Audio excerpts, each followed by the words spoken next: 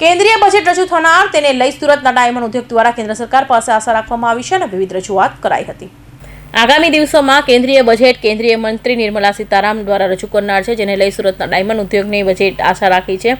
Surat diamond association દ્વારા રાહત પેકેજની માંગ કરાઈ છે। હીરા ઉદ્યોગના અને રત્ન કલાકારો માટે રાહત પેકેજની માંગ કરવાની સાથે જણાવ્યું હતું કે મંદીના માહોલમાં રત્ન કલાકારોની હાલતમાં સુધારવા માટે માંગ કરાઈ છે। ડાયમંડ ઉદ્યોગ માટે વિવિધ યોજનાઓ લાવવા પણ અપીલ કરાઈ છે। સાથે સુરત એરપોર્ટ પરથી વિવિધ દેશો સાથે કનેક્ટિવિટીની માંગણી પણ કરાઈ હતી। હું જગદીશ કુંડ, પ્રેસિડેન્ટ સુરત ડાયમંડ એસોસિએશન।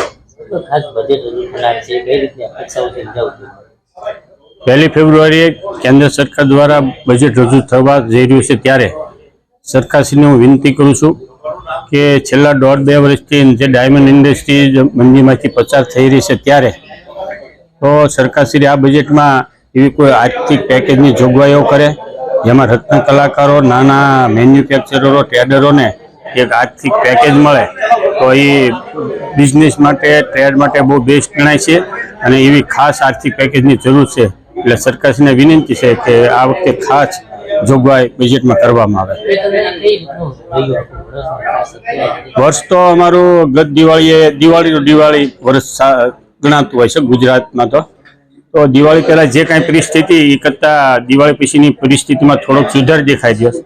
અત્યારે ઇન્ડસ્ટ્રી બરાબર ચાલી રહી છે, કોઈ બેરોજગાર હોય કે કોઈને કામ ન મળતું હોય એવું બનતું નથી। એવી અમારી પાસે છેલ્લા લાસ્ટ 3 મહિનાથી કમ્પ્લેન નથી। 100% એના માસિક પગારમાં કમી આવી છે, ઓછો થયો છે એ પાકું છે, પણ અત્યારે રોજગારીનો કોઈ ઇસ્યુ નથી એવું દેખાઈ રહ્યું છે।